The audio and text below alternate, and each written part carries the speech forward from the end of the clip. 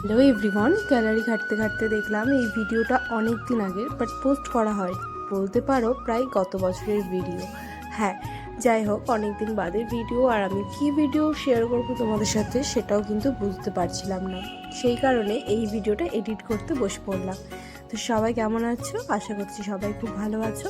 আর এই ভিডিওটা হচ্ছে নন্দিতাদির বার্থডে ভ্লগ, মানে ওর বার্থডে চলে গেছে প্রায় নভেম্বরে, আর আমি এটা পোস্ট করছি ফেব্রুয়ারিতে। আর দেখতেই পাচ্ছ সবাই কিন্তু এখানে আয়োজন করছে। এখানে বলো তো কিসের প্রিপারেশন হচ্ছে?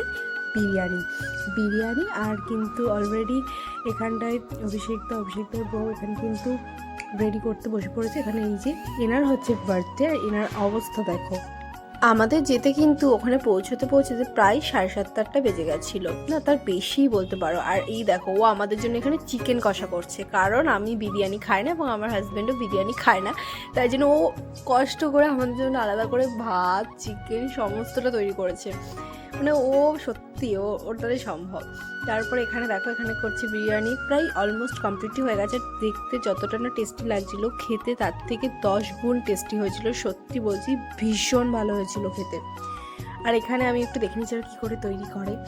তারপরে বার্থডে কালকে রেডি করতে পাঠানো হয়েছিল, ও যাচ্ছিল না, ও বলছিল ওভাবেই কাটবে। আমরা বললাম আজকে তোর ডে, তোকে তো রেডি হতেই হবে। এখানে ও রেডি হয়ে কিন্তু চলে এসেছে। আর এখানে কিন্তু কেক কাটিং স্টার্ট হয়ে গেছে। আর এখানে দেখো সবাই ছিলাম, আমরা প্রত্যেকেই ছিলাম। মানে সবাই থাকলে টাইমগুলো যে কীভাবে আর এখানেই কিন্তু শেষ নয়, তারপরে ও কেক কাটিং করে সবাইকে খাওয়ালো কেকটা।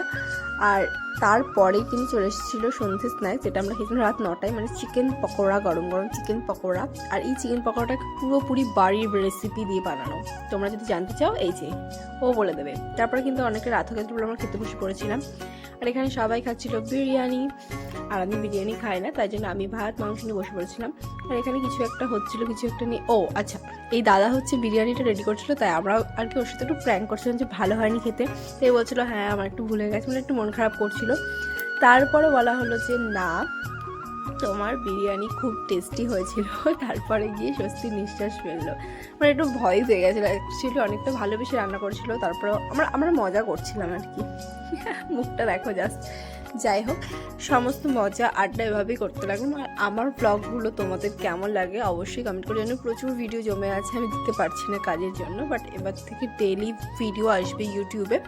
তোমরা আমার ফেসবুক চ্যানেল দিশা ঘোষ দুটোতে ফলো করে দিও, ওখানেও আমার ডেইলি আপডেট আসে। আর তোমরা যারা ফেসবুক থেকে আমার ভিডিওটা দেখছো, তারা কিন্তু ইউটিউবে দিশানি ঘোষ পেজটাকে অবশ্যই সাবস্ক্রাইব করে দিও। আর হচ্ছে ভিডিওগুলো একটু দেখো, ব্যাস এটুকুই তোমাদের কাছ থেকে আমার চাই। লাস্ট ভিডিও ক্লিপগুলো কিন্তু আর নিতে পারিনি, কারণ তারপরে ভিডিও ক্লিপ নিতেই ভুলে গেছি, কারণ প্রত্যেকে এত মজা করতে ব্যস্ত ছিলাম। প্রচুর রিলস করেছিলাম, আমি শেয়ারও করেছিলাম। আই থিঙ্ক তোমরা হয়তো ভুলেও গেছো, যেহেতু এটা অনেক মাস আগের ভিডিও।